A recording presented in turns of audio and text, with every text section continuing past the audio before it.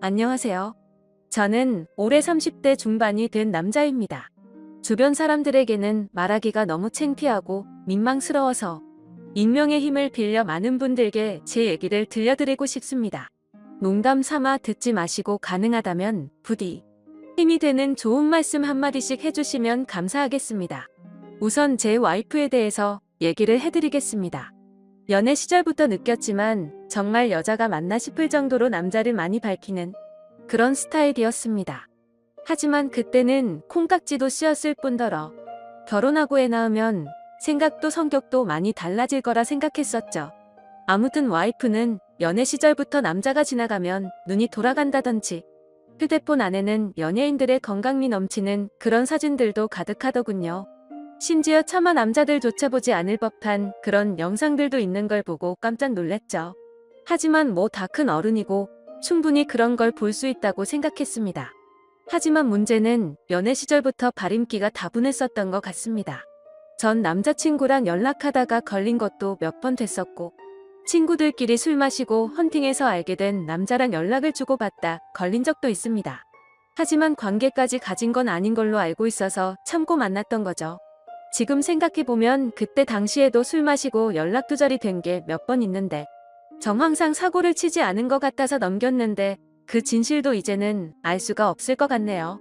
사실 대부분의 남성분들은 잘 아실 겁니다. 제 와이프는 모든 남자들이 뒤돌아볼 만큼 인기가 많았습니다.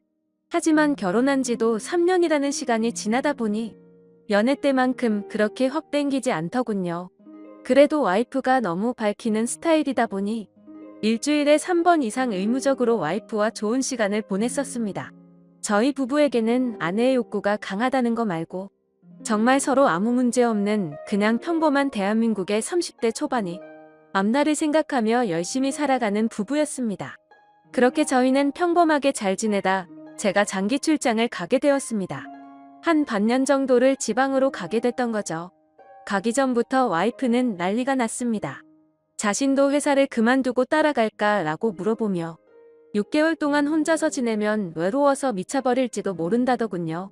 참으로 답답한 소리를 하는 아내가 황당했죠.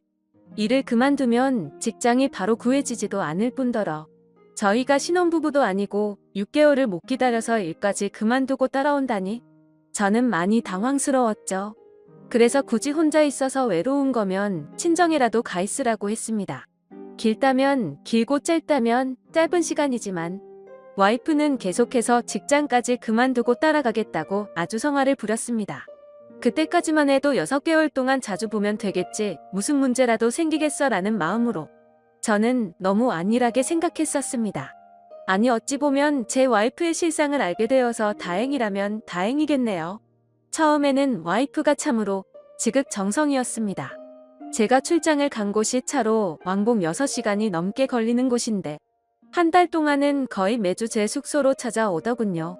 남자 혼자 살면 밥 굶는다고 밥이며 반찬이며 아주 바리바리 두 손 가득 싸들어서요.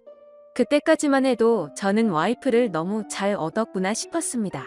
신혼도 아니고 결혼한 지도 벌써 3년이 훌쩍 넘었는데 남편이 출장 갔다고 이렇게 챙겨주는 여자가 이 세상에 어디 또 있겠습니까? 그때까지만 해도 정말 저희에게는 아무런 문제가 없었죠. 그런데 대략 한 달쯤 지났을 무렵입니다. 그렇게 지극정성이던 와이프가 전화도 잘 받지 않고 콕배기도 안 비추더군요. 사실 섭섭하기도 했지만 와이프가 집에서 노는 사람도 아니고 본인도 직장을 다니는 사람이니까 피곤해서 그런가 보다 생각했죠. 반년 일하는 시간은 금방 지나갔고 저는 지방 출장을 모두 마치고 다시 서울로 복귀를 했습니다. 와이프는 집에 온 저를 보자마자 고생했다며 보고 싶은 거 참느라 죽는 줄 알았다면서 달려오더군요. 그러면서 얼른 빨리 씻고 오라며 콧소리를 내면서 애교를 부렸습니다. 그런 모습에 역시 우리 와이프 달라진 게 없네 싶었고 그날 저희는 반갑게 좋은 시간을 보내게 되었습니다. 그리고 나서 대략 일주일 정도쯤 지났을 무렵이었습니다. 소변을 보는데 좀 따끔따끔 하더니 생전 겪어보지 못한 가려움이 몰려오더군요. 저는 처음에 뭘 잘못 먹어서 이런가 보다 생각을 했고 밖에서 다른 짓을 한 적이 없으니까 병이 생긴 거라고는 생각조차 못했습니다. 병원에 찾아가기도 민망했었고 그렇게 며칠 동안을 미루고 또 미루었죠. 하지만 시간이 지나갔음에도 점점 나아질 기미가 보이지 않았고 오히려 이상한 분비물도 묻기 시작했고 소변을 볼 때 통증은 더 심해지더라고요. 그래서 저는 결국 도저히 참기가 힘들어서 창피함을 무릅쓰고 병원으로 찾아갔죠. 병원에 갔더니 검사를 해보자 합니다. 의사 선생님은 분비물이 묻고 소변 볼 때 통증이 있고 가렵냐고 묻더라고요. 이게 딱 봤을 때는 임질이라는 병과 증상이 되게 비슷하다고 했고 최근에 관계를 가진 적이 있는지 물었습니다. 그래서 저는 관계는 와이프 말고는 따로 없다고 대답을 했죠. 의사는 저에게 정확한 원인을 알기 위해서 정밀 검사를 받아보라고 권하더군요. 그때까지만 해도 이 의사놈이 환자 가지고 장사하는구나 싶었습니다.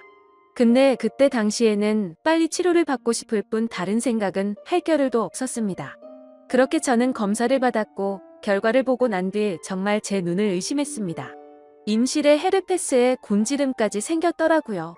곤지름은 아직 잠복기라서 딱히 증상이 나타나지는 않았는데 검사를 해보니 균이 나온다고 하더라고요. 저는 거기서도 순진하게 의사에게 물었죠. 제가 최근에 사우나에 다녀온 적이 있는데 사우나에서 옮은 거냐고 했습니다. 저는 정말 와이프 말고 관계를 가진 적이 없는데 라며 이것저것 물어보았죠. 의사는 단호하게 대답을 해주더라고요. 뭐 헤르페스 정도 한 가지라면 사우나나 대중시설에서 옮았을 수도 있지만 이렇게 몇 가지씩 다량으로 증상이 발현되는 건 관계를 가진 것 말고는 다른 원인으로 생겼다고 보기엔 어려울 것 같다고 하더군요. 그때부터 뒤통수를 맞은 듯이 갑자기 온갖 생각이 들었습니다.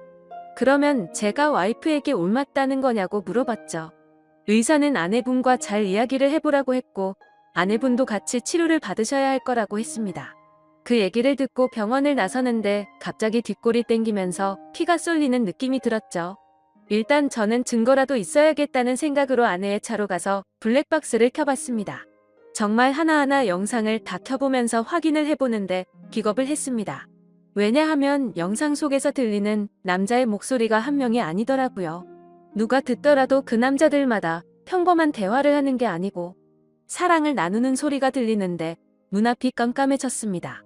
그동안 그렇게 믿었고 서로를 의지했던 와이프가 제가 모르는 사이에 다른 남자들과 이렇게 예쁘게 하고 다녔다는 게 믿기지가 않았습니다. 영상 날짜를 보니 아내가 제게 연락이 뜸해졌던 시기와도 맞물리더군요. 제가 출장을 간 지 한 달 뒤 정도에 어떤 남자와 대화를 하는데 대화 내용만 보면 술을 마셨는지 대리기사의 목소리도 들렸습니다.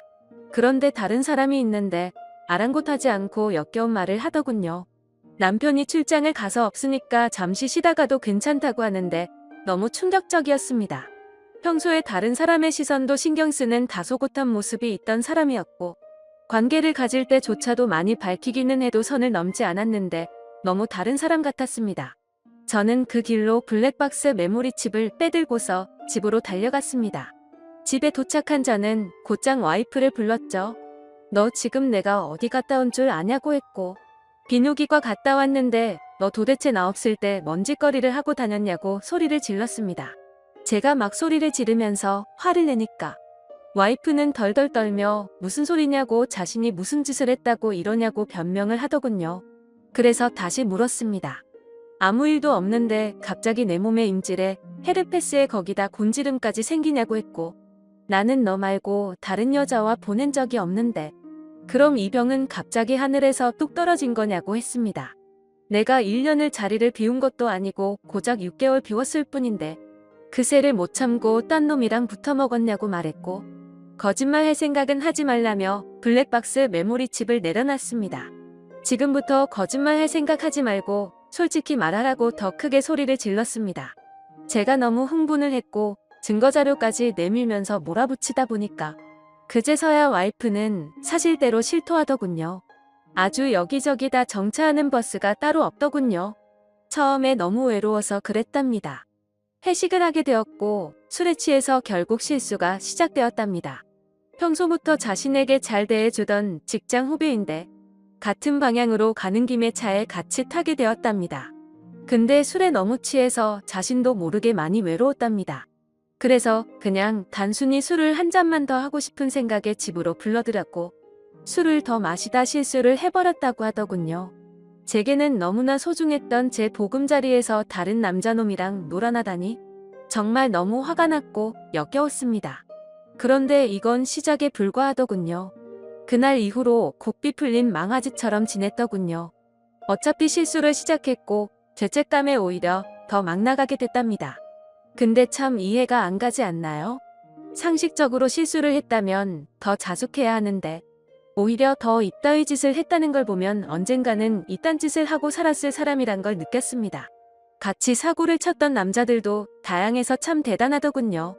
직장 후배를 시작으로 유부녀라는 사람이 낯선 남자와도 시간을 보냈고 애인처럼 주기적으로 만난 사람까지 있더라고요. 저는 당장 그놈들 연락처다 적으라고 어떤 놈들인지 다 알아야겠다고 몇 번 했는지 또 어떤 놈인지 적으라고 했습니다. 와이프는 처음에 그걸 어떻게 다 기억하냐고 그러면서 못 적겠다고 하더군요. 정말 울컥하더군요. 그딴 짓을 해놓고서 어떻게 다 기억 못하냐면서 따졌습니다. 그럼 정 못 적겠으면 너네 친정집으로 가자고 했습니다. 지금 당장 너희 부모님 앞에서 추궁하겠다고 난리를 치니까 마지못해서 적기 시작하더군요. 참 기가 막혔습니다. 6개월이라는 짧은 기간 동안 시간을 보낸 남자가 무려 5명입니다. 한 번만 만나서 놀았던 놈은 3명이었고 직장 후배와는 3번의 만남을 더 가졌답니다. 가장 많이 만난 놈이랑은 셀 수도 없을 것 같더군요. 근데 더 충격적인 건 가장 많이 만났다는 그놈은 저도 알던 놈이었습니다. 왜냐하면 제가 와이프와 자주 가던 식당의 사장놈이었습니다. 심지어 이 사람은 50대 초반쯤인데 와이프와는 거의 20살 이상이 차이가 났던 거죠. 정말 자존감이 무너져 내렸고 충격적이었습니다. 그 사장놈과 가깝게 지낸 지도 오래되었고 그 집구석 부부와 저희 부부가 함께 술자리도 수차례 가졌기 때문에 배신감은 더 컸습니다. 그런데 도대체 이 사장놈이랑은 언제부터 이딴 짓거리를 했냐고 물었습니다. 관계를 시작하게 된 건 3개월 정도 됐다고 하더군요. 어느 날 와이프는 친구들이랑 그 식당에서 모임을 가지게 됐다고 했습니다. 늦은 시간까지 술자리는 길어졌고 천연덕스럽게 그 사장은 그 자리에 끼었답니다. 그래서 2차까지 가게 되었고 와이프는 술에 취하게 되었답니다. 평소 친분이 있던 식당 사장놈이 데려다 준다고 해서 같이 차를 탔는데 거기까지만 기억이 나고 일어나 보니 같이 잠을 자고 있었다고 하더군요. 그래서 그날 이후부터는 계속해서 만남을 가져왔다고 했습니다. 아마도 이 인간이 없었더라면 더 많고 다양한 남자를 만났겠구나 싶었고 믿고 지낸 지도 오래된 사장놈에 대한 배신감은 이루 말할 수가 없었습니다. 그 사장놈은 저와는 나이차가 많이 났지만 많이 믿고 의지했던 사이였습니다. 와이프와 만나기 전부터도 친분을 가져왔었고 오죽하면 힘든 시기에는 제가 대출까지 받아가면서 도움을 줬던 사람입니다. 근데 그런 은인에게 이따위 짓을 하는 게 인간이 맞나요? 제 와이프도 인간 같지 않은 건 마찬가지입니다. 하룻밤을 비롯해 5명의 남자들과 만남을 가지고 그것도 모자라서 남편의 지인과 바람까지 피다니. 그것도 20살이 넘게 나이도 많고 자식까지 가진 유부남과 말이죠.